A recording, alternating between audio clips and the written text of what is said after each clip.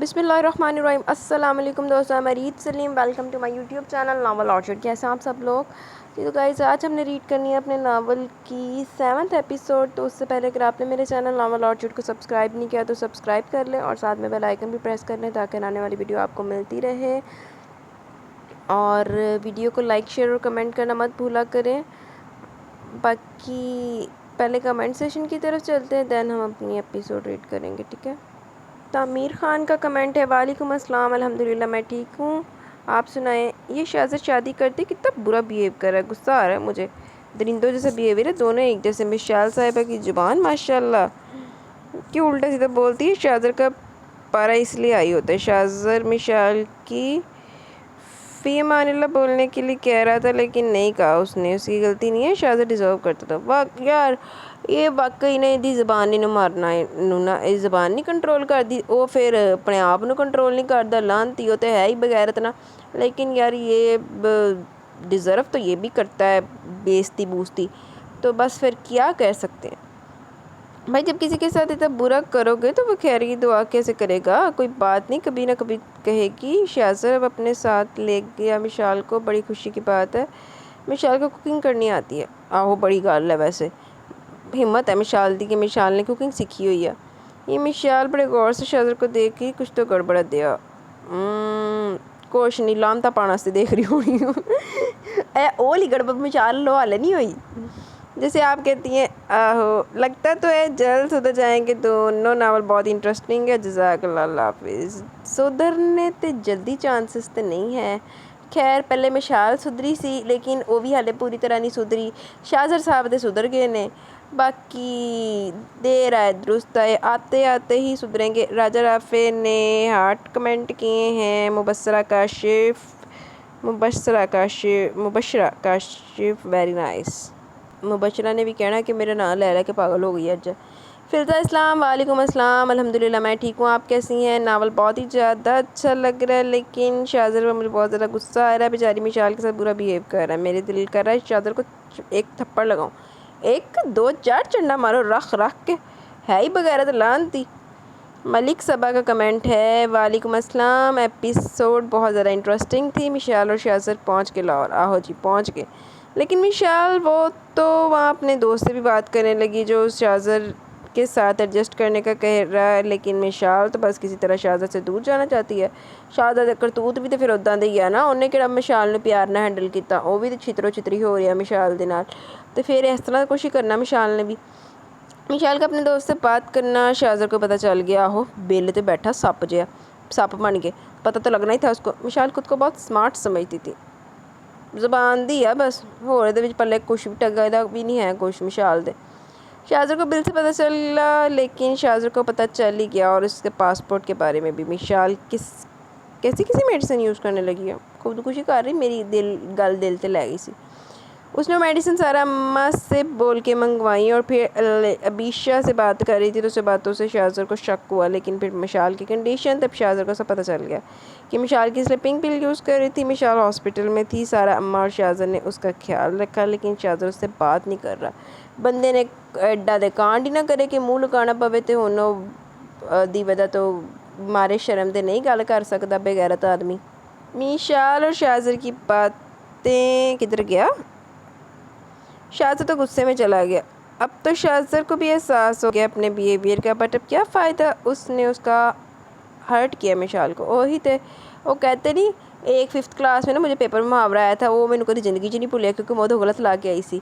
5th class की बात है, हूँ मेरा MPhil हो चला।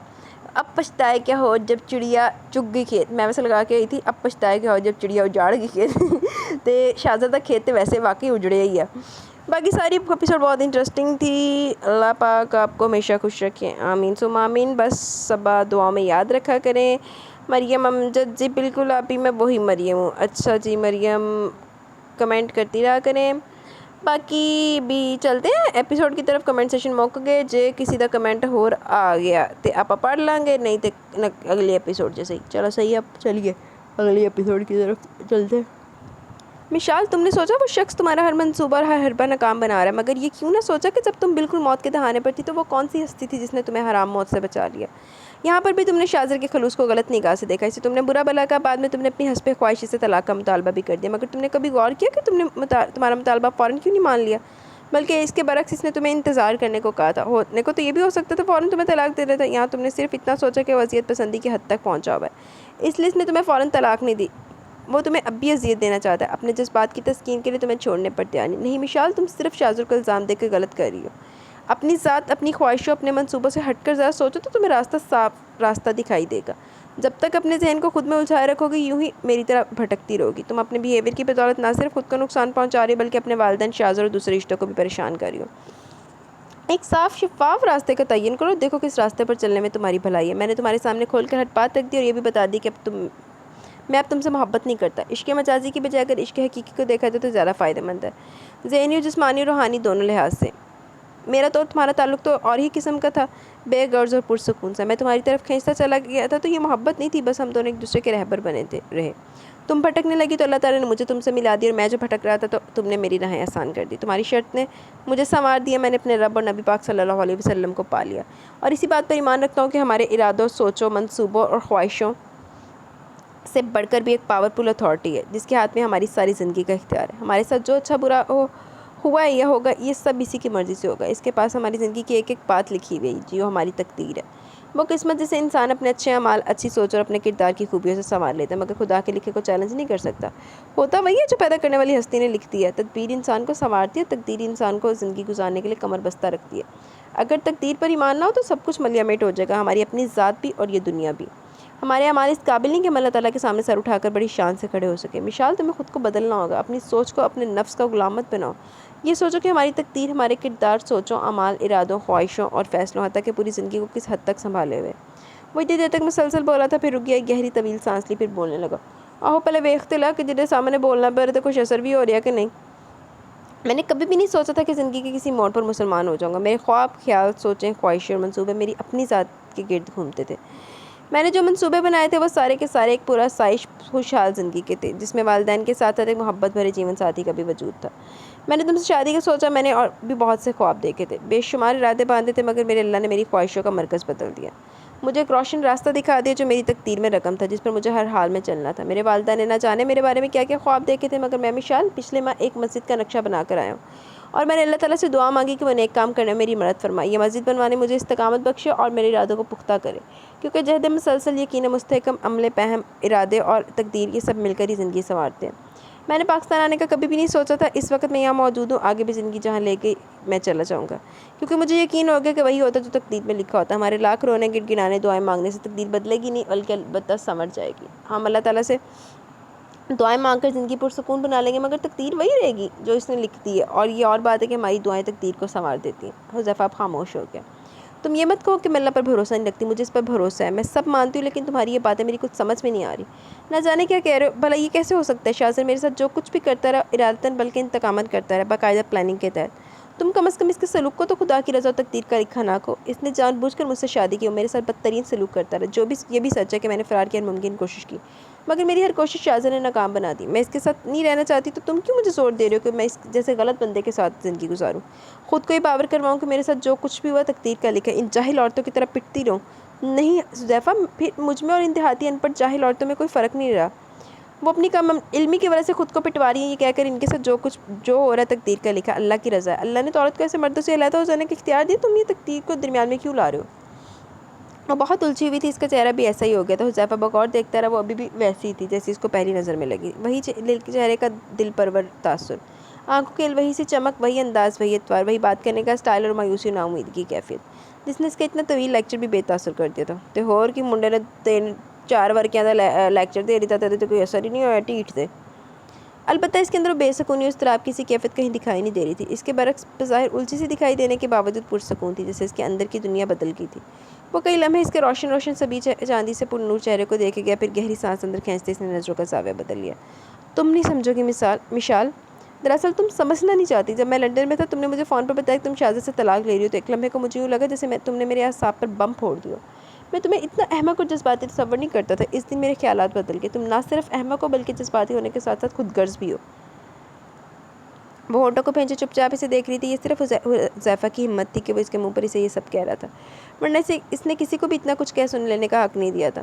کوئی مسافر راہ بھولے تو خضر رہنمائی کو آتا ہے. بس اچانک میں نے پاکستان آنے کا فیصلہ کر لیا. سب کچھ آنن فانن تیار ہو گیا، پاسپورٹ بھی بن گیا، سیٹ کنفرم ہوگی، مگر میں یہ نہیں جانتا تھا کہ میں یہاں کیوں آ رہا ہوں. بس ایک اندیکھی جستجو تھی جو مجھے یہاں کھینچ لی. جب پہلی ملاقات میں نے تمہیں شازے سے طلاق لینے سے منع کیا تو مجھے پتہ چلا کہ اس احساس نے مجھے یہاں لا کھڑا کیا. مگر تم وہی احمق ہو، خود کو اپنے ہاتھوں سے برباد کرنے پر تلی ہوئی ہو. وہاں سے جہاز میں بیٹھتے ہوئے میں نے اللہ تعالیٰ سے ایک دعا کی تھی کہ اللہ تعالیٰ تمہارے حق میں وہی کرے جو تمہارے لیے بہتر ہو، جس میں تمہاری خوشی ہے. اور مجھے یقین ہے کہ بلکہ ایمان ہے کہ اللہ وہی کرے گا جو تمہارے حق میں بہتر ہوگا. اگر شازر کا ساتھ مستقل تمہاری زندگی میں لکھا تو تمہارے ہزار مخالفتوں کے باوجود یہ رشتہ آخری سانس تک قائم رہے گا، ورنہ بہت سمجھانے کے باوجود وہی ہوگا جو اللہ نے لکھ دیا. جو وہ کبھی بھی اپنے بندوں کے ساتھ برا نہیں کرتا. کار ڈرائیور نہ جانے کب کا سو چکا تھا. اس نے ارد گرد دیکھا اور پھر گھڑی دیکھی. رات کے 11:30 بج رہے تھے. مشال سر جھکائے نہ جانے کیا سوچ رہی تھی. کیا سوچ رہی ہو؟ اس استفسار پہ اس نے سر اٹھا کر اسے دیکھا، ایک گہری سانس لی اور گاڑی سے اتر گئی. کچھ نہیں، کافی دیر ہوگی، مجھے گھر چھوڑ دو، اماں پریشان ہوں گی.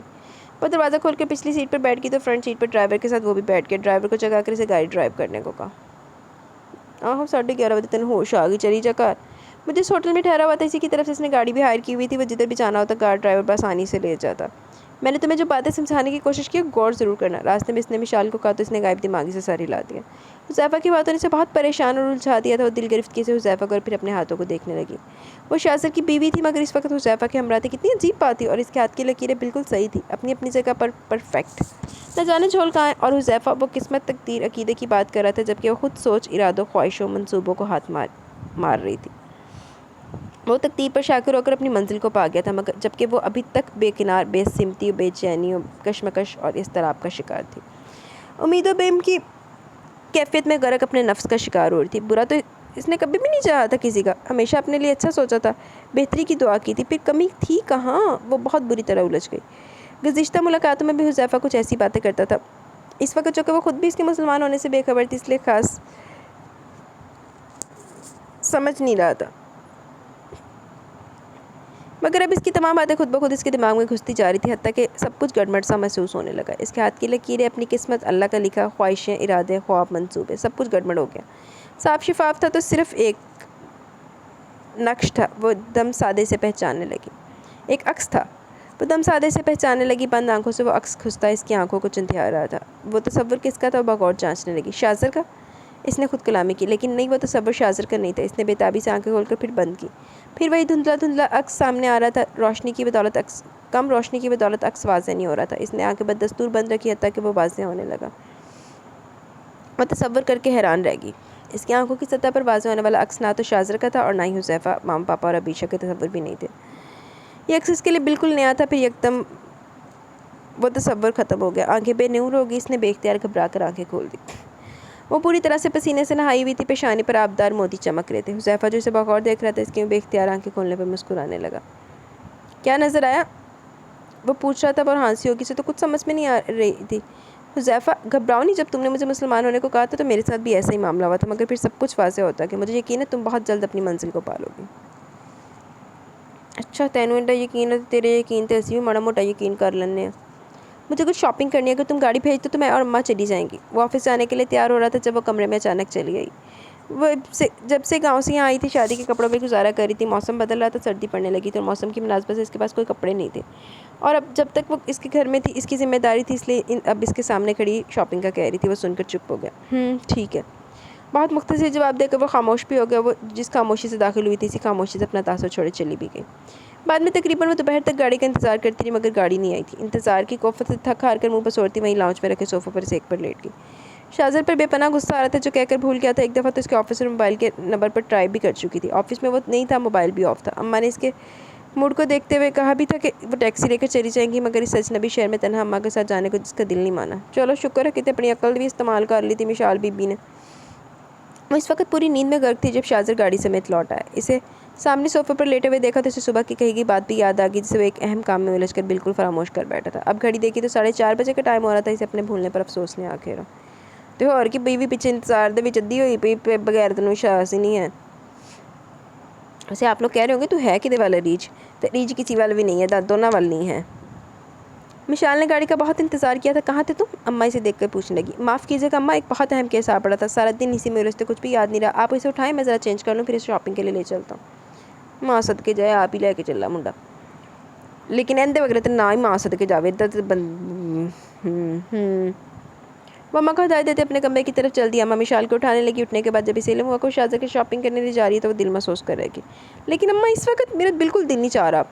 लेकिन कुछ नहीं, शाहज़ा तैयार हो रहा है, तुम भी तैयार हो जाओ, चलो शाबाश जल्दी करो। वो इसे ज़बरदस्ती बाजू से पकड़ कर खड़ा करने लगी। मुर्दा दिली से वो तैयार होने को चल दी। जब तैयार होकर बाहर आई तो शाहज़ा गाड़ी की फ्रंट सीट का दरवाज़ा खोले इसका मुंतज़िर था। वो खामोशी से बैठ गई। आई एम सॉरी, मेरी वजह से तुम्हें इंतज़ार करना पड़ा। एक्चुअली जाते वक्त मुझे अच्छी तरह याद था, मगर बाद में बिल्कुल भूल गया। गाड़ी रिवर्स करते हुए इसे माज़रत कर रहा था। वो बहुत ज़्यादा हैरान हुई। इसने इसे अपनी भूल पर माज़रत की थी। हैरत का मुकाम था। किसी से माज़रत करना या माफ़ी के अल्फाज बोलना शाहज़ा का खासा ना था। तो फिर बदल गया ना वो, एडा को सोच ला बारे च, लेकिन एडी छेती नहीं माफ़ करना, नेवर। वो इसे बहुत अच्छी तरह जानती थी और समझती थी। वो चेहरा मोड़ कर इसे देखने लगी जो बहुत महारत और तवज्जो से गाड़ी की चलाने में मसरूफ़ था। वो इसकी माफ़ी मांगने पर बिल्कुल खामोशी, इसकी खामोशी महसूस करके इसने भी चेहरे का रुख इसकी मोड़ कर इसे देखा, फिर रस्मन मुस्कुरा दी। न जाने क्या था कि वो इसकी मुस्कुराहट से खाइफ होती बाहर देखने लगी। पहले कहाँ जाना है? इसकी आवाज़ पर इसने एक दफ़ा फिर चेहरा मोड़ कर इसे देखा, फिर गर्दन नफ़ी में हिलाने लगी। आई डोंट नो, मुझे यहाँ के नो टैक्स और शॉपिंग मॉल्स का कुछ इल्म नहीं। इसलिए कहा था कि ड्राइवर साथ होगा तो शॉपिंग करने में सहूलत रहेगी, वरना मैं तो अम्मा के साथ भी टैक्सी पर भी जा सकती थी। इसने गौर जता दिया। विशाल की बात पर शाहज़ा ने सिर्फ सर हिलाने पर इत्तफाक किया और फिर थोड़ी देर बाद इसने गाड़ी शॉपिंग मॉल के सामने रोक दी। शॉप पे इस कदर रश था कि वो कुछ लम्हे में पहुँच कर रह गई। बहुत अरसे बाद इस कदर पुरहजूम माहौल का हिस्सा बनी थी। दिमाग में सरसराहट सी महसूस होने लगी। ये सब कुछ इसे बहुत नया नया, मुख्तलिफ और मुनफरिद लग रहा था। थोड़ी देर तक वो ख़रीदारी करना भूल गई। बस खुशी, शौक़, हैरत में बसात से हर चीज़ को देख रही थी, जैसे अपने होने का यकीन करिए। फिर जब दिमाग कुछ सेट हुआ तो बहुत यकीन और इत्मीनान से अपनी पसंद की शॉपिंग करने लगी, जिनमें कुछ टी शर्ट्स थी, जीन्स थी, शलवार कमीज़ के अलावा इसने मौसम की मुनासबत से जूते, शॉल्स और जर्सीज़ भी ली। हम रंग कपड़ों की मैचिंग ज्वेलरी भी थी। जिन्हें बेल पर ना हो देखो, वो पोचला के अड्डे पैसे भी नाल ले आया कि नहीं ले आया।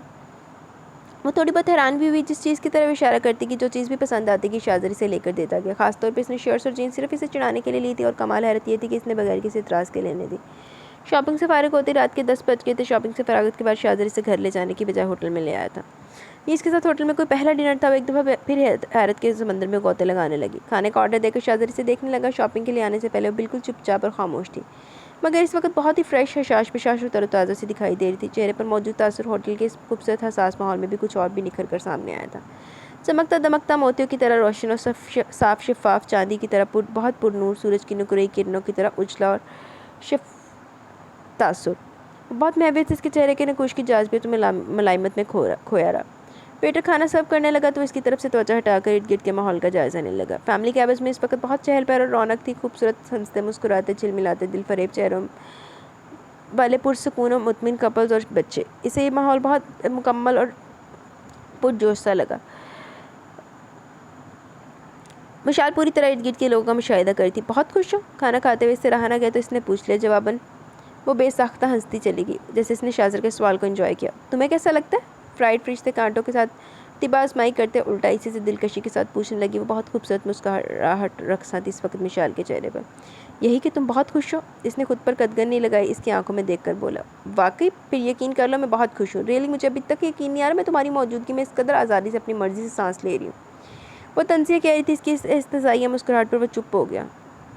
तुमने अभी तक मुझे कोई जवाब नहीं दिया, एक माह से ऊपर हो चला, आखिर क्या इरादा तुम्हारा? कुछ देर बाद खाना खाते इसने पूछा तो कुछ लम्हे बिल्कुल चुप रहा, फिर बताने लगा। बस चंद दिन और इंतज़ार कर लो प्लीज़। मैंने चचा जान से बात की थी, इनका रद्दमल बहुत सख्त है। मैं कोशिश कर रहा हूँ कि इन 1-2 दिन में कायल कर लूँ। तुम मामा पापा को दरमियान में लाए बगैर भी तो मुझे छोड़ सकते थे, कुछ तीखेपन से इसने कहा था। हाँ छोड़ सकता हूँ और छोड़ भी दूँगा अगर चचा जान इन दिनों में राज़ी ना हुए। इसने नज़र भरकर मिशाल के चेहरे पर छाई हुई नागवारी देखी। मिशाल, ये एक फॉर्मेलिटी है। ऐसी बहुत सी बातें जो हमें नागवार गुजरती हैं, जो हमें करना पड़ती हैं, क्योंकि हकीकत है कि जिनको हम रस्म और रवाज पर सुदा है मकाना बातें कहकर रिजेक्ट कर देते हैं, वो हमारे अंदर तक अपनी जड़ें गाड़े हुए होती हैं। हम बहुत चाहने के बावजूद इनको एकदम उखाड़ कर नहीं फेंक सकते। इन रस्म और रवाज, असूल और कवायद को मिटाने और ख़त्म करने में कुछ अरसा दरकार है। तुम मेरी नीयत पर शक मत करो, वक्त गुजरने के बाद तुम्हें खुद ब खुद एहसास हो जाएगा। और ये ताख़ीर क्यों फ़ायदेमंद थी, मैं बहुत जल्द तुम्हें छोड़ दूँगा। विशाल की तंज़िया मुस्कुराहट ने अगरचे इसे बहुत तकलीफ़ दी थी, मगर फिर भी बहुत आसानी से मुखातिब था। तुम यहाँ से चले जाने के बाद क्या करोगी? मेरा मतलब है चचा जान के पास जाओगी या फिर? वो जुमला अधूरा छोड़कर इसे फिर देखने लगा। तुम कुछ ज़्यादा पर्सनल नहीं हो रहे? इसने तीखे अंदाज में से देखते टोक दिया। मैं क्या करूँगी और कहाँ जाऊँगी तुम्हारे सोचने की बात नहीं, और ना ही मैंने इस बाबत खुद कुछ सोचा है। मगर ये भी सच है मैं अपने माजी को कभी फरामोश नहीं करूँगी, ख़ास तौर पर तुम्हारे साथ गुजारे गए तलख़ पल। میری ساری زندگی پر حاوی رہیں گے. میں جہاں کبھی بھی جاؤں گی تمہارا سلوک مجھے ہمیشہ یاد رہے گا. سرد لب و لہجے میں کہتے ہوئے گویا اس نے شاہزر کو گونگا ہی کر دیا. وہ مزید کوئی بات کہے نظریں ملائے بغیر کھانا کھانے لگا. چنگا کہ تیر نہ ہونا یہی چاہیے سی. اندر ہی سے سب کچھ پوچھنے پر عجیب افسوس بھی ہوا. دونوں طرف سے خاموشی تھی جبکہ ہوٹل کا ماحول بہت سحر انگیز ہو رہا تھا. وہ جلدی چند لوگ میں مزید لے کر اٹھ کر ہوائی سے اٹھتے دیکھ کر مشال بھی فوراً کھڑی ہوگی. واپسی کا سفر پہلے کی نسبت بہت زیادہ بے سکونی میں گزرا. بہت ریش ڈرائیو کرتے مشال کو گھر پہنچا کر وہ خود سڑکیں ناپنے نکل گیا. حذیفہ کے ساتھ مشال کا مینار پاکستان دیکھنے کا پروگرام طے تھا. شاہزر کے آفس چلے جانے کے بعد وہ حذیفہ کے آنے پر تیار ہو کر اماں کو بتا کر نکل آئی. اس دن کے برعکس وہ آج اپنے مخصوص لباس میں تھی, یعنی پینٹ شرٹ اور اسکارف میں. حذیفہ اسے اس لباس میں دیکھ کر ٹھٹکا ضرور لیکن کچھ کہا بہت دیر بعد. تم پر شلوار قمیض اور دوپٹہ زیادہ سوٹ کرتا ہے. مینار پاکستان کی سینیاں طے کرتے ہوئے اس نے کہا. وہ بے اختیار ہنسنے لگی. چہرے کی طرح اس قدر نکرئی ہنسی تھی کہ پاس سے گزرتی دو لڑکیاں پلٹ کر دیکھنے لگی. خوبصورت سرا پر چمکتے دمکتے چہرے کا حسن عروج پر تھا. آئی نو, اس لیے تمہیں وہ لباس پہن کر نہیں ہے. اگر کسی کا دل مجھ پر آ جاتا تو میں کیا کرتی؟ وہ شرارت سے حذیفہ کو دیکھتے کہہ رہی تھی. پہلے تو اس کی بات پر گھورتا رہا, پھر خود بھی ہنسنے لگا. وہ ایسی بے باک تھی. شرم کرو, اگر یہی بات تمہارے شوہر صاحب نے سن لی تو تمہیں قتل کرنے سے بھی دریغ نہیں کرے گا. وہ لہجے میں مصنوعی خفگی سموئے سے دھمکا رہا تھا. وہ ٹھیٹ بنی ہنستی رہی. اب وہ کبھی قتل نہیں کرے گا. لگتا ہے سارا دم خم نکل گیا. جو کچھ کہہ دوں ہر کڑوی کا سیری آرام سے سن لیتا ہے. جیسے اس کے فیورٹ موضوع پر اس کے سامنے اظہار خیال کیا جا رہا ہے. شاہزر کا ذکر آتے ہوئے جیسے سنجیدگی سے بتانے لگی. او تو ترس کھایا جا رہا ہے بھائی. یہ تو پہلے سے زیادہ خطرناک علامت ہے. میرا خیال ہے تمہیں حفاظتی اقدامات کے طور پر 2-3 لیڈی کانسٹیبلز اپنے ساتھ رکھ لینی چاہیے. ہو سکتا ہے وہ پاگل نہ ہو گیا. وہ ابھی تک مذاق کے موڈ میں تھا. وہ اسے گھورنے لگی. بے فکر ہو, اول تو بالکل ٹھیک ٹھاک ہے اور میں بھی کوئی ترس ورس نہیں کھا رہی. جہاں تک لیڈی کانسٹیبلز کی بات ہے تو اس کے لیے میں اکیلی کافی ہوں. وہ چڑچڑاتی سیڑھیاں تیزی سے چڑھنے لگی. پھر وہ جیسے آخری سیڑھی پر پہنچی اسے بہت تیزی سے بڑے زور کا چکر آیا. اپنے آپ کو گرنے سے بچانے کے لیے اس نے پاس سے گزرتی خاتون کا کندھا بے اختیار تھام لیا. کیا ہوا بیٹی؟ خاتون نے فوراً اسے دونوں کندھوں سے تھام لیا. اس نے بمشکل آنکھیں کھول کر اپنے سامنے کھڑی خاتون کو دیکھنے کی کوشش کی جو بڑی پرشفقت نگاہوں سے اس کا سراپا جانچ رہی تھی. اس دوران حذیفہ بھی اوپر آ گیا. اسے خاتون کے بازو میں دیکھ کر پریشان ہو گیا. What is problem, are you all right? Mishal کو سر تھامے کھڑا دیکھ کر بہت متفکر ہو رہا تھا. وہ بمشکل اپنے ہونٹوں پر مسکراہٹ لائی. Yes I think I am all right. مگر مشال کا جملہ اس کی پریشانی دور نہیں کر پایا. فکر مندی بددستور اس کے چہرے پر منجمد تھی بلکہ اپنی اب ہوائیاں اڑنے لگی تھی. ایسی کچھ خاص صورتحال اس کے اپنے چہرے پر بھی تھی. ہفتہ ہو گیا تھا اس کی ایسی حالت تھی. اس دن شاپنگ کرتے اس کا دماغ مسلسل سرسراتا رہا اور آج پھر اچانک وہی حالت ہو گئی تھی. وہ خود کو سنبھالتی خاتون اور حذیفہ کو ریلیکس کرنے لگی. اوکے میں بالکل ٹھیک ہوں. میں بہت عرصے بعد اتنی ساری سیڑھیاں ایک ساتھ چڑھی ہوں نا تو اسی لیے چکر آ گیا. وہ خود کو ٹھیک ظاہر کر رہی تھی. حذیفہ کو یقین دلانے کو دانتوں کی نمائش بھی کرنے لگی. خاتون مطمئن ہو کر اپنا بازو ہٹا کر اسے دیکھنے لگی. ہو سکتا ہے بیٹا یہ ٹھیک ہو مگر آپ اپنی بیگم کا چیک اپ کروائیں کیونکہ یہ چکر بلا وجہ نہیں آتے. خاتون حذیفہ کو دیکھتے آرام سے کہہ کر ایک طرف چلی گئی. اسے بلا وجہ کی شرمندگی نے آ گھیرا. خاتون کا جملہ دماغ سے چپک گیا. اوپر سے حذیفہ کو مخاطب کر کے اپنی بیگم کہنا اس کا چہرہ سرخ کر گیا. شاید حذیفہ نے اس کی فکر مندی میں خاتون کی بات پر توجہ نہیں دی تھی مگر اسے شرمندگی ہو رہی تھی. وہ اپنی جگہ برقرار تھی. وہ تیزی سے قدم اٹھاتے ایک طرف ٹیک لگا کر بیٹھ گئی. حذیفہ تقریباً بھاگ کر اس کے پیچھے ہے. میں نے تو لگتا معاملہ گڑبڑ ہو گیا ہے. صحیح کہہ رہی ہیں خاتون, تمہیں اپنا چیک اپ کروانا چاہیے. بہت ویک اور کمزور دکھائی دے رہی ہو. اپنا چہرہ دیکھا کہ کیسا پیلا پھٹک ہو رہا ہے. وہ مسلسل اس کی پریشانی میں ہلکان ہو رہا تھا. وہ مسکرا دی. تم تو خواہ پریشان ہو رہے. تم جانتے تو ایک عرصہ یہ باہر کی دنیا نہیں دیکھی تھی. پہلے گاؤں کا ماحول, پھر یہاں شاہزر کا گھر ہی میرے لیے پوری دنیا تھا. اب جو اچانک اتنی ساری سیڑھیاں چڑھ کر اوپر آئی ہیں تو چکر تو بہرحال آنے تھے. ٹانگیں علیحدہ شیل ہو رہی تھی. پتہ نہیں اس ونڈرفل بلڈنگ کی آرکیٹیکچر کو کس پاگل نے اتنی ساری سیڑھیاں بنانے کا مشورہ دیا تھا. سمپل سے طریقہ استعمال کرتا. وہ 3 لفٹس لگواتا. کم از کم ٹورسٹ اور وزٹر یوں میری طرح ہلکان ہونے چکرانے سے تو بچ رہے تھے. وہ لاپرواہی کا عظیم الشان مظاہرہ کر رہی تھی. اس قدر ڈونٹ کیئر والا انداز دیکھ کر حذیفہ بھی قدرے پرسکون ہوا. پھر گلے میں ڈالا کیمرہ سیدھا کر کے ارد گرد کے نظارے اس کے اندر قید کرنے لگا. اس دوران وہ بالکل خاموش تھی. در حقیقت وہ اندر ہی اندر متحوش ہو گئی تھی. پتہ دینے ہی لگ گیا سارا کہ دا معاملہ گڑبڑا. لیکن وہ کہتے ہیں نا اپنے آپ نوں دھوکھا دے رہی ہے کڑی. دے لا ساڈا کیا جاتا, اس میں تیرا گھاٹا, اپنا کچھ نہیں جاتا. ایک بات تو بتاؤ, اس رات میں نے تمہیں جو کچھ سمجھانے کی کوشش کی اس کا کچھ تمہارے فیصلے پر بھی اثر ہوا یا نہیں؟ وہ اچانک کیمرہ چھوڑ کر اس کے پاس ہی بیٹھ گیا. میں شاہزادے سے طلاق لوں گی. میرا فیصلہ جوں کا تو برقرار ہے. وہ بھی کافی حد تک سمجھ چکی تھی. اٹل ضدی لہجے میں کہہ رہی تھی. وہ صرف دیکھتا رہا. اس نے اپنا فرض پورا کیا تھا. اسے سمجھا سکتا تھا مگر مجبور نہیں کر سکتا تھا. صحیح گل ہے, کتری دم کدی سیدھی ہوئی ہے بھلا.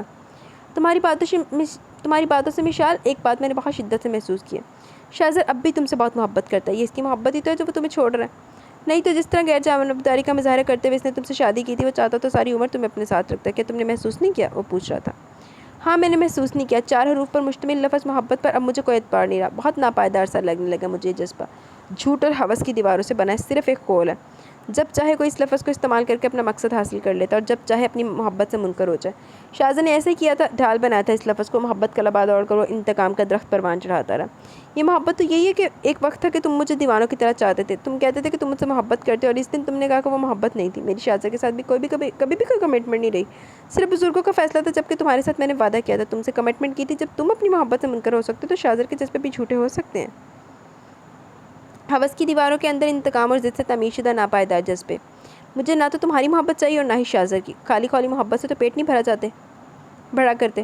میں منکر نہیں ہوا تھا مشال، میں نے تمہیں حقیقت بتائی تھی، میں واقعی تم سے محبت نہیں کرتا تھا، اور جو محبت تھی وہ کسی اور جذبے میں ڈھل گئی۔ بس کرو حذیفہ، میں اتنی کم عقل نہیں ہوں۔ اس نے اسے کچھ بھی کہنے سے روک دیا۔ کیا سمجھ رکھا تم دونوں نے مجھے؟ کٹ پتلی، ایک جانور یا ایک احمق وجود؟ ایک وہ ہے جو جانور جیسے سلوک کر کے معصوم بن رہا ہے، اور ایک تم ہو جو محبت کے کبھی دعوے دار تھے، آج رہبر بنے پھر رہے ہو۔ تم صرف اس لیے اپنی محبت سے منکر ہو رہے ہو کہ تم نہیں چاہتے کہ میں تمہاری وجہ سے شاہزادہ سے طلاق لوں، اس لیے تم یہ سب جھوٹے الفاظ بول رہے ہو کہ کوئی تمہیں یہ نہ کہہ دے کہ تم نے کسی لڑکی کے لیے اسلام قبول کیا۔ جو لوگ صرف اللہ کے لیے اسلام قبول کرتے ہیں ان کے نزدیک تو ایسی باتوں کوئی اہمیت ہی نہیں رکھتی، اور تمہیں لوگوں کی پرواہ ہے۔ میں تمہارے خلوص کی قدر کرتی ہوں، مگر خدا را تم میرے سامنے جھوٹے الفاظ مت بولو، تم مجھے چھوڑ دو، کوئی تعلق نہ رکھو، مگر میں شاہزادہ سے ہر حال میں طلاق لوں گی، چاہے تم مجھے تقدیر کے الجھاؤ میں الجھانے کی کوشش کرو یا پھر کسی اور بات میں۔ اس دن میں نے تمہاری باتیں سنی تو مجھے لگا تھا تم سچ کہہ رہے ہو اور میں مسحور ہو گئی، مگر اب میں مسحور نہیں ہوں، میں وہی کروں گی جو میرا دل چاہے گا۔ تلخی سے کہتے اس نے بات ہی ختم کر دی۔ نہیں مشال، تم مجھے غلط سمجھ رہی ہو، اس رات میں نے تمہیں جو بھی کہا سمجھانے کے لیے کہا تھا۔ تمہارے ساتھ سب سے بڑا پرابلم یہ ہے کہ تم نہ تو اپنے دل کی مان رہی ہو اور نہ ہی اپنے دماغ کی، تم وہ کری تو تمہیں تمہارا نفس کہہ رہا ہے۔ کیا دل اور دماغ نفس سے ہٹ کر ہیں؟ چپتے ہوئے لہجے میں مشال نے پوچھا۔ نہیں، مگر تم نے اللہ کی ذات کو بالکل فراموش کر دیا۔ ذرا دل و دماغ کو چھوڑ کر بغیر نفس کی مانے صرف اس نقطے پر غور کرو کہ اللہ کیا چاہ رہا ہے۔ تم ایک دفعہ خود کو خدا کے فیصلوں پر چھوڑ دو، وہ ضرور بہتر کرے گا۔ ہم دونوں اس موضوع کو بھول نہیں سکتے۔ اس نے ناگواری سے دیکھا تو اس نے فوراً سر ہلا دیا۔ مشال اس وقت کچھ بھی سمجھنے کے موڈ میں نہیں تھی، اس نے اس کی بات فوراً مان لی۔ وہ اسے سمجھانا چاہ رہا تھا، مشال وہ نہیں سمجھ رہی تھی، سو اس نے چپ رہنے مناسب سمجھا، بلکہ موضوع ہی بدل دیا۔ تو اور کی پتھر دے بندہ وہ کہتے بھینس دے اگے کدھر تک بین ہو جائے۔ مشال، میں کچھ ہفتوں کے لیے پاکستان کے شمالی علاقہ جات کی سیر کے لیے جا رہا ہوں۔ دراصل میں یہاں کے مقامات، عمارتیں اور تاریخی مقامات پر ریسرچ کر رہا ہوں، یوں سمجھے ایک پروجیکٹ ہے جو مکمل کر رہا ہوں۔ لاہور کے اہم مقامات پر اپنا کام مکمل کر چکا ہوں، اب شمالی علاقہ جات کے کچھ مقامات میں جو دیکھنے کے لیے جا رہا ہوں۔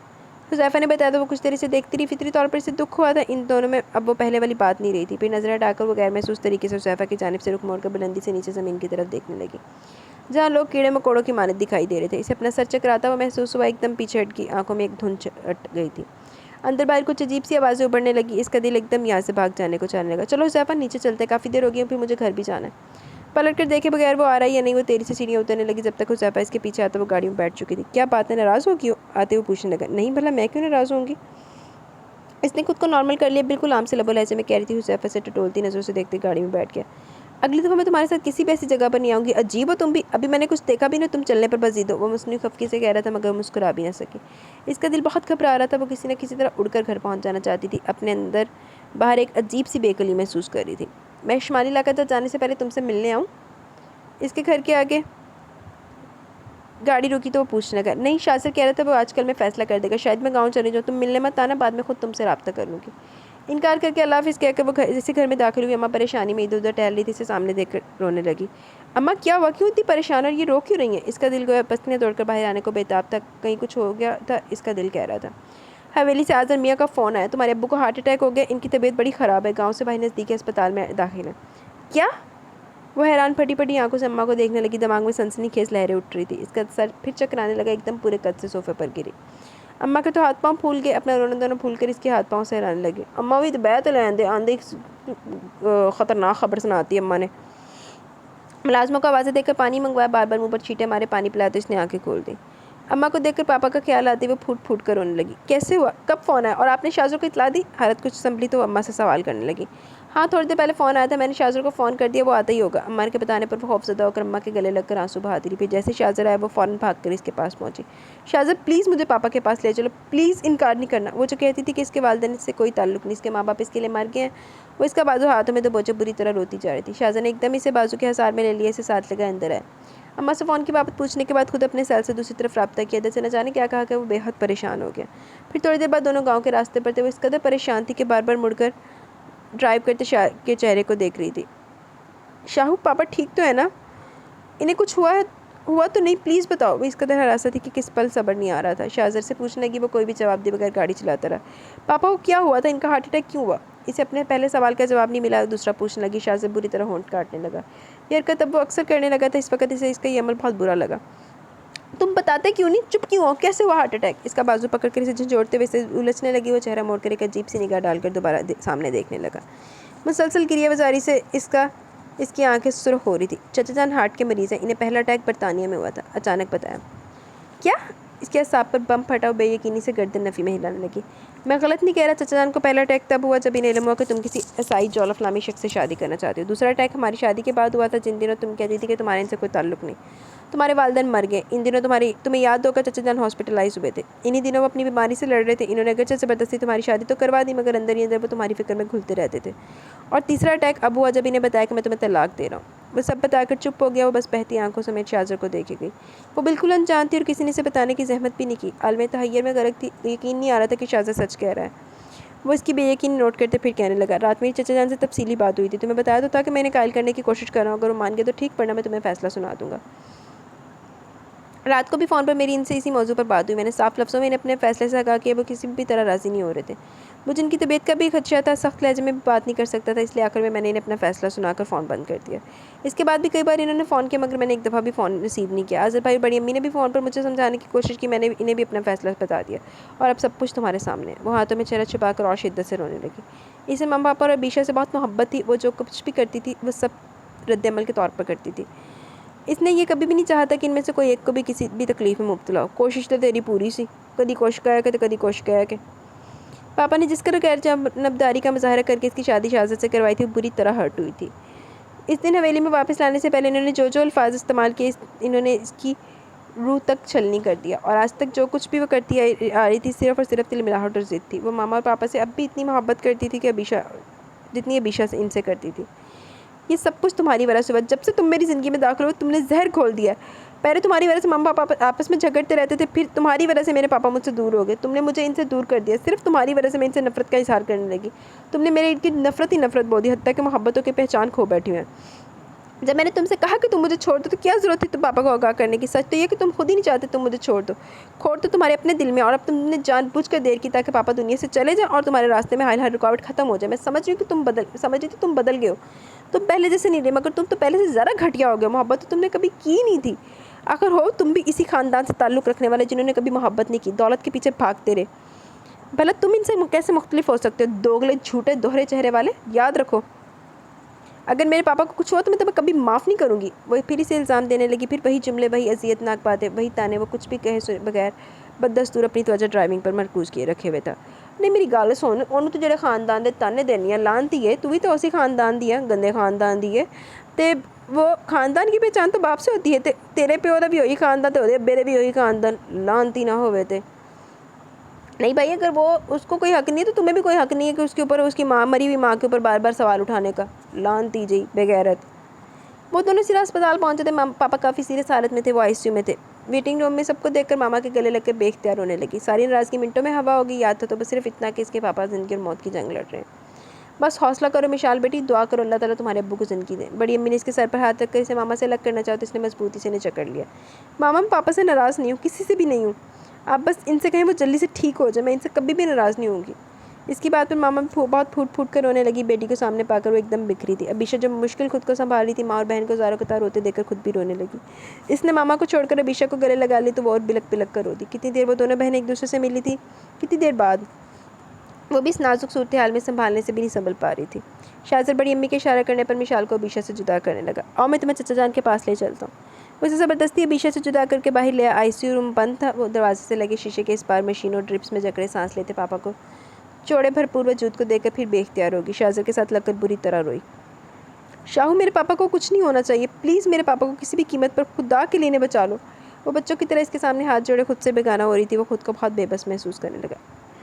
رو نہیں، بس دعا کرو اللہ تعالیٰ چچا جان کو نئی زندگی دے۔ وہ اس کے آنسو پہنچ کر دلاسا دینے لگا تو وہ چپ ہو گئی۔ ہماری خواہشوں، سوچوں، ارادوں اور منصوبوں سے بھی بڑھ کر کوئی ہستی ہے، اور اللہ تعالیٰ جو جب چاہے رلا سکتا ہے، جب چاہے ہنسا سکتا ہے۔ وہی اللہ جس نے روز اول سے اس انسان کی تقدیر لکھ دی ہے، اچھی یا بری، اسی کی طرف سے، جس میں رد و بدل کی گنجائش نہیں ہے۔ جس طرح انسان اپنی سیاہ کاریوں، بدعمالیوں، شرنگیزیوں سے اپنی زندگی بگاڑ لیتا ہے، اسی طرح اپنی دعاؤں، اپنے آنسو اور گڑ گڑانے سے سنوار سکتا ہے۔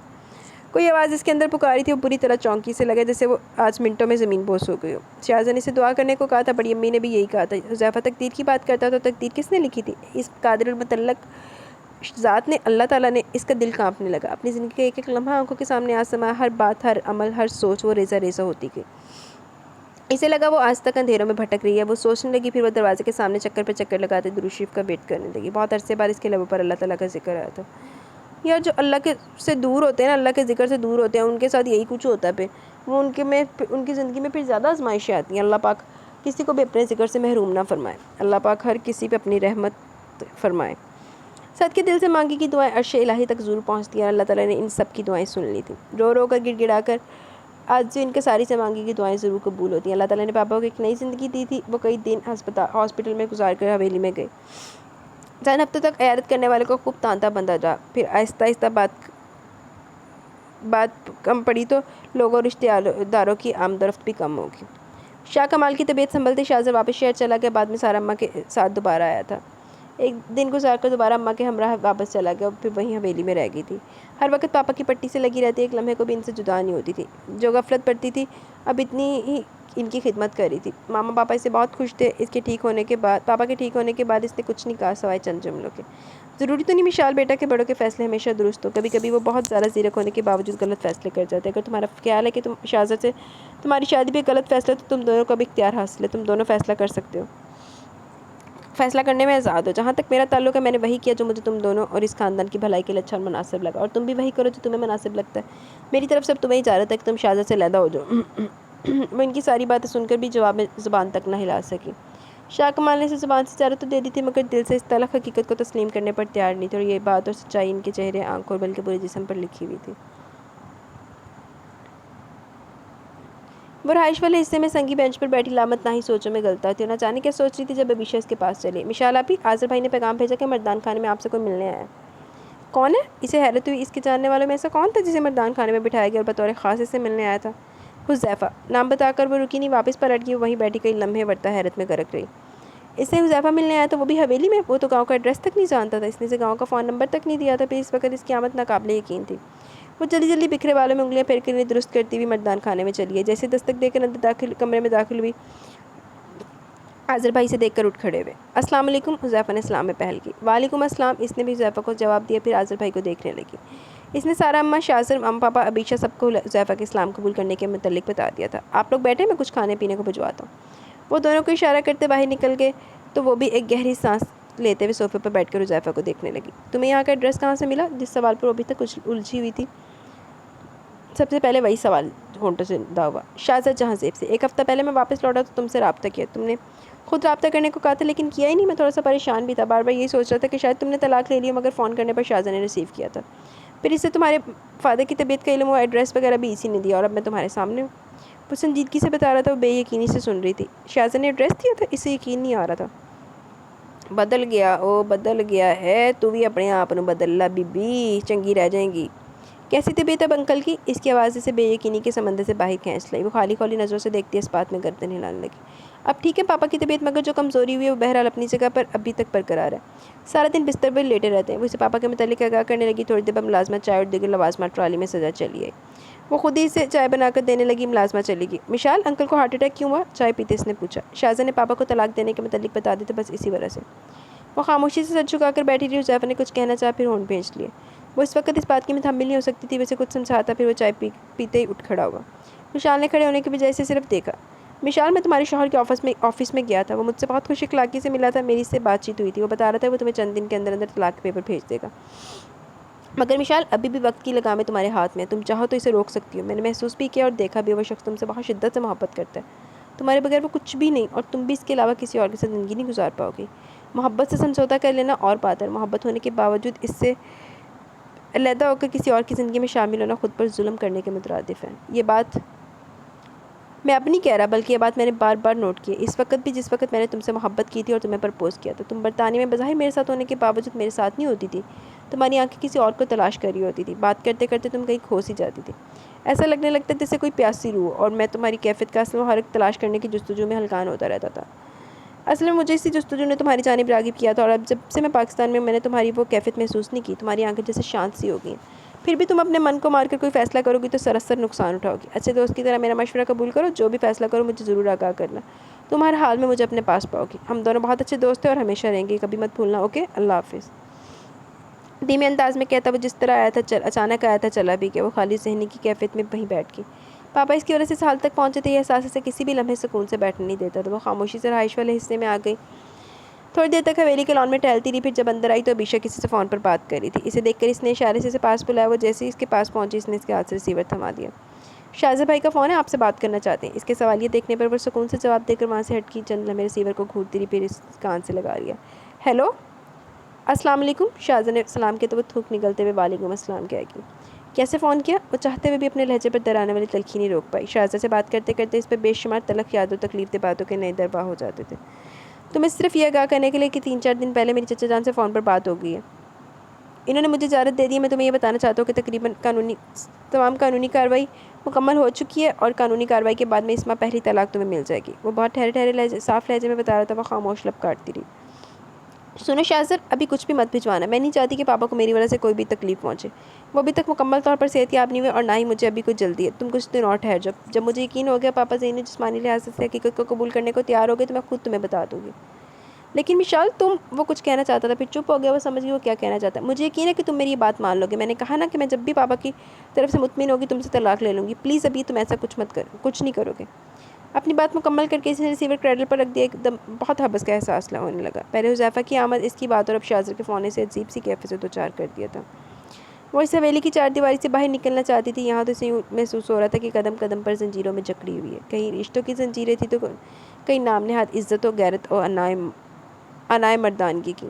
وہ سب زنجیریں توڑ کر مکمل رہائی سے جینا چاہتی تھی، مگر وہ خود میں یہ زنجیریں توڑنے کی ہمت نہیں پا رہی تھی۔ ایک انجانا سا خوف تھا جو اب اسے اپنے حصار میں کھینچنے لگا تھا۔ کچھ حذیفہ کی الجھی باتیں سے یاد آ کر ہمیشہ الجھا دیتی۔ اسے اللہ پر پورا یقین تھا، وہ تقدیر کو مانتی تھی، مگر اس حویلی کے رسم و رواج اور شاہزاد کا رویہ الجھانے لگا تھا۔ وہ جب شاہزاد کے بارے میں سوچتی، اس کی سوچ پھر منفی ہونے لگتی۔ پاپا کی خراب طبیعت کے دوران بالکل خاموش ہو گئی تھی۔ کبھی کبھار جب بھی حذیفہ کی باتوں کی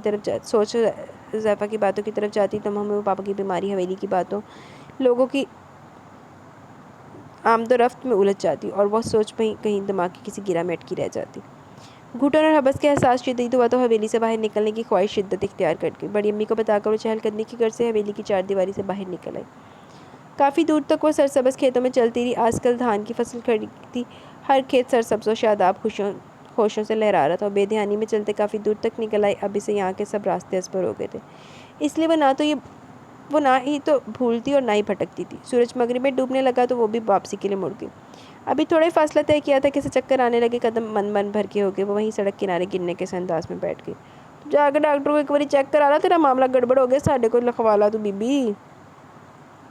اب اسے پتہ نہیں کیا ہوتا جا رہا تھا۔ وہ اپنی یہ کیفیت اور طبیعت خود بھی نہیں سمجھ پا رہی تھی۔ ہر وقت جی متلاتا رہتا، تھوڑا بہت چلنے سے تھک کر چور چور ہو جاتی، مگر چکر ہر وقت تنگ کرتے رہتے تھے۔ دوسری طرف کچھ کھانے پینے کو بھی جی نہیں کرتا تھا۔ سڑک کنارے بیٹھے بیٹھے اس کا جی اس پوری طرح متلایا کہ اسے منہ بھر کے کہہ آئی، یا اللہ یہ کیا ہو رہا ہے مجھے؟ دم بدم بڑھتا اندھیرا اور دور تلک کسی زیرو کا وجود تک نہیں تھا۔ وہ بے اختیار ہولنے لگی، خود پر بے پناہ غصہ آنے لگا کہ اس وقت حویلی سے کیوں نکلی۔ اگر یہ حماقت کری بیٹھی تو اتنی دور تک آنے کی کیا ضرورت تھی؟ ٹانگوں میں اتنی طاقت نہیں تھی کہ وہ چل کر حویلی پہنچتی۔ یا اللہ میری مدد فرما۔ ارد گرد اندھیرا اور سناٹا اس کی جان نکالنے کو تیار تھا۔ وہ رو رو کر اللہ سے دعا مانگنے لگی۔ اس دن جب پاپا بیمار تھے، مشینوں کے ذریعے سانس لے رہے تھے تو جانے کہ اسے اللہ یاد آیا تھا۔ اس دن سے اللہ کا ڈر اس کے دل میں کنڈلی مارے بیٹھا ہوا تھا۔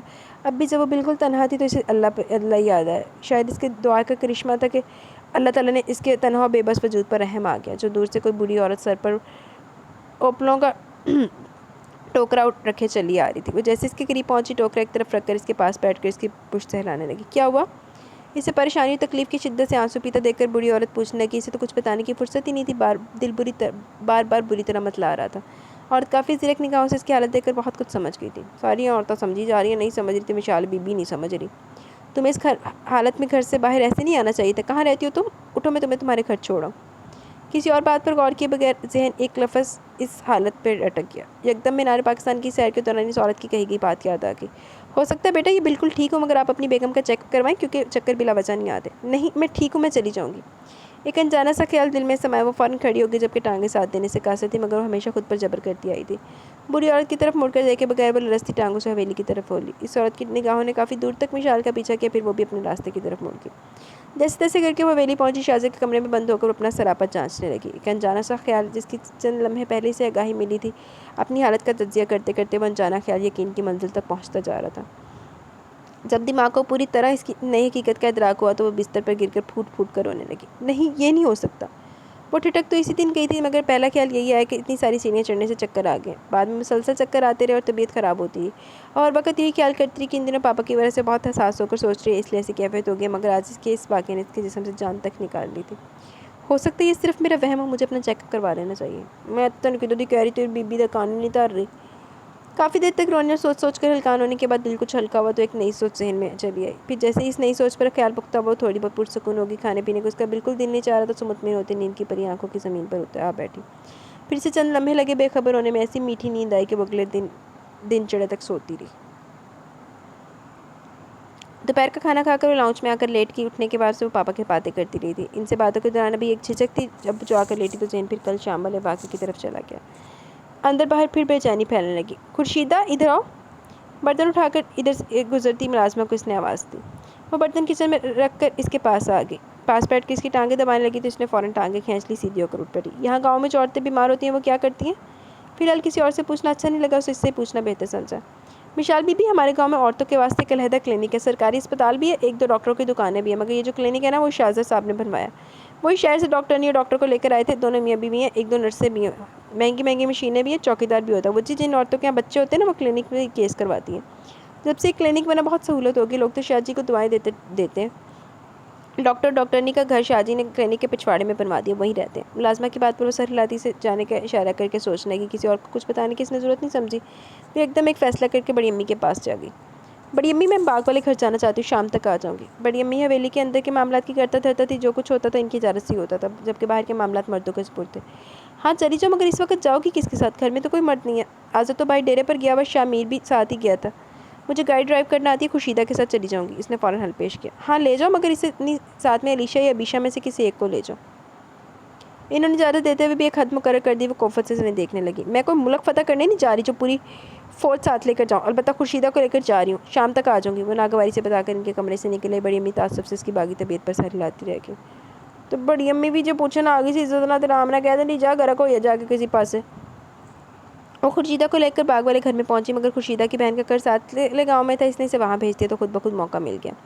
کلینک باغ والے گھر سے زیادہ دور نہیں تھا، صرف اسے 15 منٹ گاڑی ڈرائیو کرنا پڑی۔ ویسے بھی چند ایک دفعہ وہ گاؤں آتے جاتے باہر سے کلینک دیکھ چکی تھی، سڑک پر واقع تھا، اسے وہاں تک پہنچنے میں بالکل مشکل نہیں ہوئی۔ تھوڑی دیر تک اپنی باری کا انتظار کرنا پڑا، جب باری آئی تو لیڈی ڈاکٹر کے کمرے میں چلی آئی۔ اس کی طبیعت کا سن کر اس نے اس کے چیک اپ کے بعد اس کے شک کی تصدیق کر دی۔ آپ امید سے دیکھیا میں کیا سی نا تھا، معاملہ گڑبڑ ہو گیا۔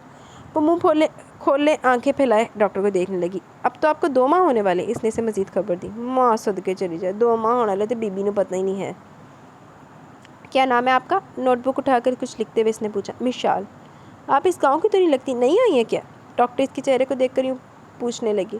دوسرا مشال کا حلیہ بھی کسی دیہاتی عورت جیسا نہیں تھا۔ جی میں لاہور سے آئی ہوں، یہاں میرے کچھ رشتہ دار رہتے ہیں، انہی کے پاس کچھ دنوں کے لیے مہمان ہوں۔ مزید کسی سوال سے ڈرتے ہوئے اس نے سوچا سمجھے جواب دے کر ڈاکٹر کو مطمئن کر دیا۔ ڈاکٹر اسے اپنی صحت کا خیال رکھنے، وقت پر دوائی لینے، خوراک پھل استعمال کرنے کی باقاعدہ چیک اپ کروانے کی ہدایت جاری کرتی رہی۔ وہ خاموشی سے بے دھیانی سے سب سن کر جلدی سے ڈاکٹر کے ہاتھ سے دوائی والا پرچہ لے کر ادویات والا شاپر تھام کر کلینک سے باہر آ گئی۔ گاڑی میں ڈرائیونگ سیٹ پر بیٹھ کر اس نے ایک نظر دوائیوں اور نسخے کو دیکھا، پھر اضطراری انداز میں اس کے نسخے کے ٹکڑے ٹکڑے کر دیے۔ اندر اس قدر دھواں بھرا ہوا تھا کہ آنسو بہتے چلے گئے۔ باغ والے گھر میں پہنچ کر کمرے میں داخل ہو کر کمرہ لاک کرتے ہوئے اس کے اندر اتنی وحشت بھرتی گئی کہ وہ ہر چیز اپنی جگہ سے ہٹتی گئی۔ جو کچھ بھی اس کے ہاتھ لگا وہ مٹاتی گئی، ایک ایک چیز تہس نہس کرتی گئی۔ گلدان، کشنز، بیڈ شیٹس، تکیے، کتابیں، میگزینز، الماریوں میں موجود کپڑے، سب کچھ اس کی وحشت کا نشانہ بنتا گیا۔ اب یہ خبر اس کے لیے سب سے بڑی رکاوٹ بن کر سامنے آ گئی تھی جب وہ رہائی کے بالکل قریب تھی۔ ایک نئی آزمائش اس کی منتظر تھی جب اپنا ہر راستہ ہموار کر آئی تھی۔ یہ سب قبول کرنے کو تیار نہیں تھی۔ لاچاری و بے بسی کی انتہا کو پہنچ کر وہ شدت سے روتی گئی۔ یا اللہ، میں اس شخص کا نام بھی نہیں لینا چاہتی اور تو نے اس کی اولاد میرے مقدر میں لکھ دی۔ رو رو کر وہ بحال ہو گئی اور سب منصوبے خواب میں مل گئے تھے۔ سارے ارادے، ساری خواہشیں ملیہ میٹ ہوگی۔ اگر کچھ باقی تھا تو اللہ کا لکھا باقی تھا، جس پر ابھی تک شاکر نہیں ہوئی تھی۔ ایسے ہوا تو تیرا رونا پٹنا مچیا ہے کہ تو تقدیر کا فیصلہ نہیں مان رہی بی بی۔ جدوں تو تقدیر دا فیصلہ مان لیا تو اپنی زندگی چ مطمئن ہوئی گی جدہ تینوں انہیں سمجھایا کہ نہ سی دا حذیفہ نے۔ اس شخص کو اپنا شوہر اس نے ابھی تک نہیں مانا تھا اور اس شخص کی اولاد اللہ کا فیصلہ بنی اس کے سامنے تھی۔ اللہ نے تجھے موڑ موڑ پر باور کروایا کہ تم میرے لکھے ہوئے سے کیوں کر منکر ہو سکتی ہو، میری رضا سے کیسے بھاگ سکتی ہو، کیسے میرے فیصلوں سے انحراف کر سکتی ہو۔ اب سب کچھ واضح ہوتا جا رہا تھا۔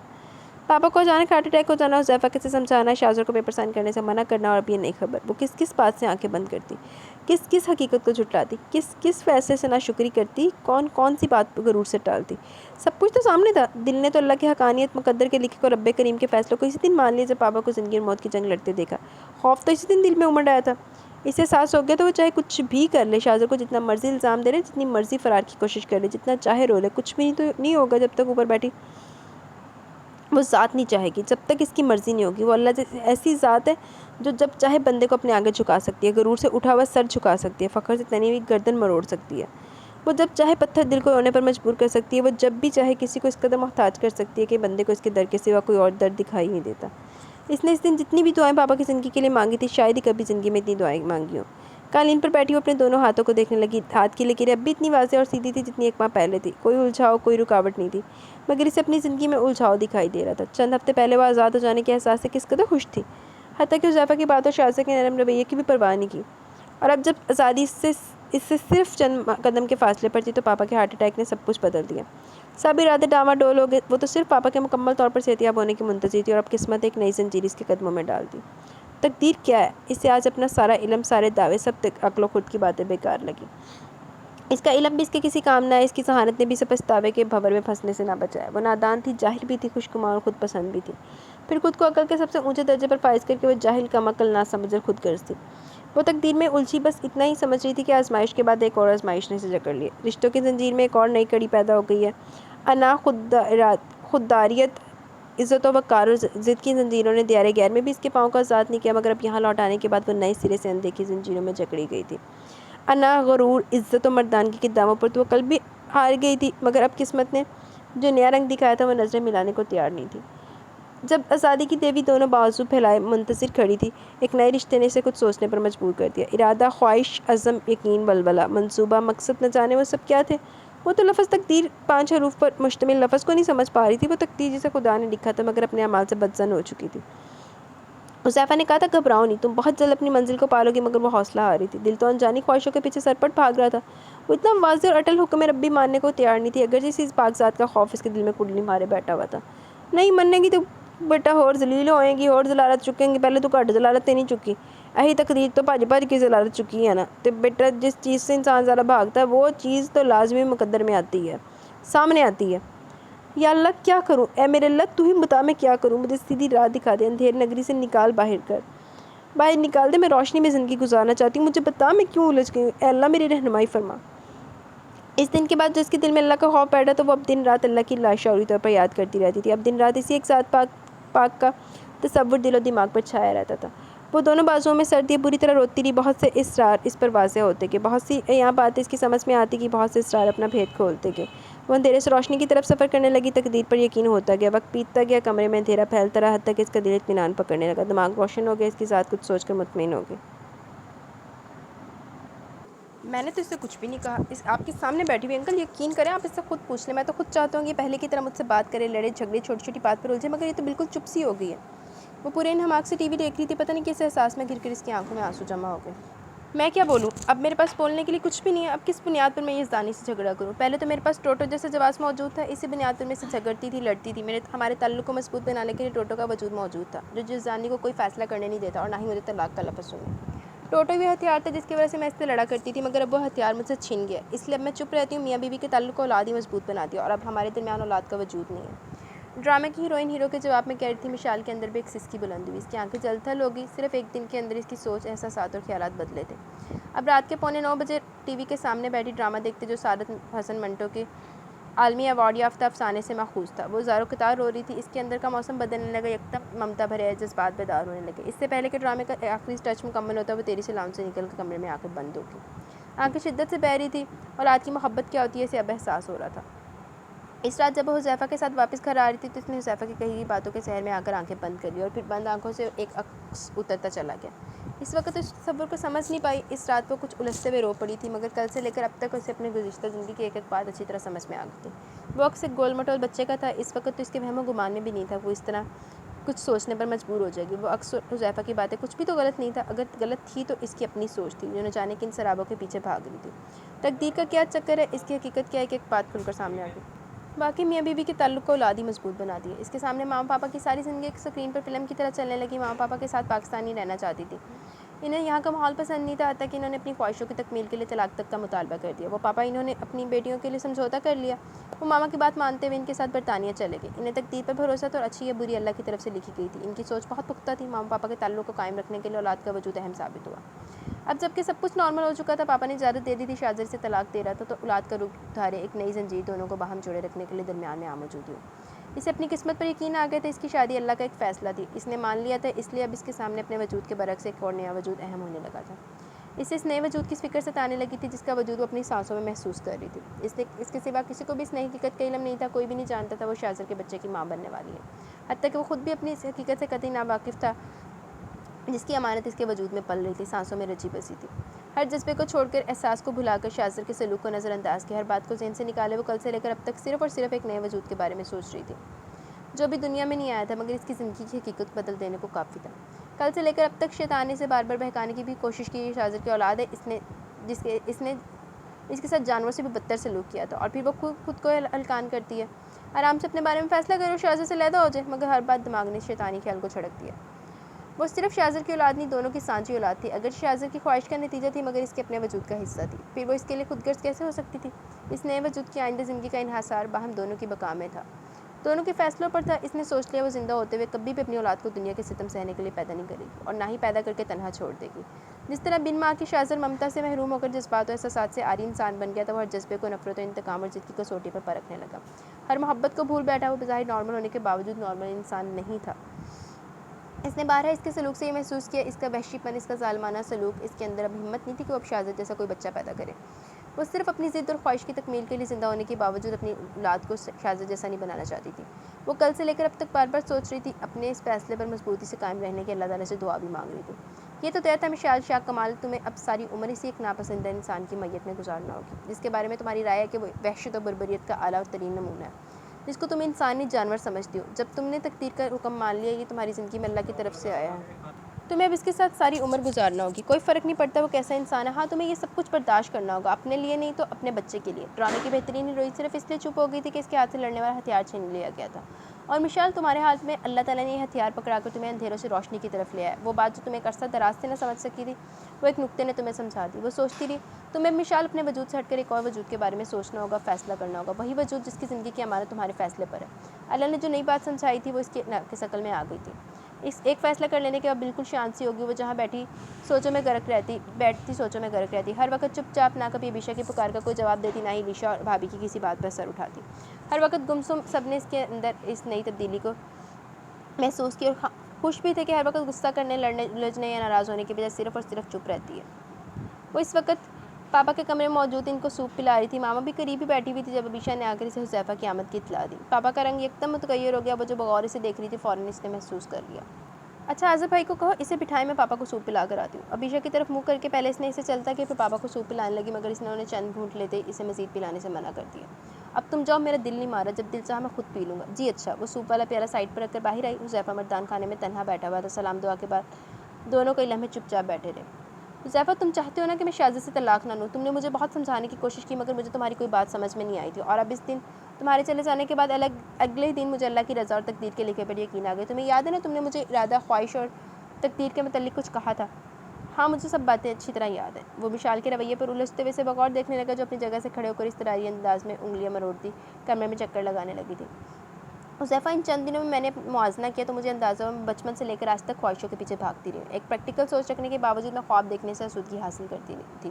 ارادوں اور منصوبوں کو سب کچھ سمجھتی تھی. جب مما پاپا اور علیشا کے ہمراہ برطانیہ گئی تو اس وقت میں صرف 10 سال کی تھی. تم جانتے ہو، ایک 10 سالہ بچی کی جس کا دماغ دل کورے کاغذ کی طرح صاف و شفاف ہو اور اس پر رنگ چھوڑنے والی کچھ یادیں بہت انمنٹ ہوتی ہیں. میرے اندر باہر، دل و دماغ، روح و بدن، سوچ و گفتار، احساسات و جذبات، ہر چیز پر پاکستانی کلچر، خاص طور پر یہاں اس گاؤں کی روایات، رسم و رواج، محبتوں کے بندر اور یہاں کے قوانین و فیصلوں کی ایک گہری چھاپ تھی یہاں کے لوگوں کی محبتوں کا ایک بڑا قرض تھا جو میں لے کر برطانیہ کی تھی. ان محبتوں میں ایک محبت شاہ کی تھی. جی تو گائز یہاں پہ ہماری ایپیسوڈ اپنے اختتام کو پہنچی. کیسی لگی آپ کو ایپیسوڈ؟ اپنی رائے کا ضرور اظہار کیجیے گا. انشاءاللہ کل ملیں گے نیو ایپیسوڈ کے ساتھ. تب تک کے لیے اپنا بہت سارا خیال رکھیں, دعاؤں میں یاد رکھیں. اللہ حافظ.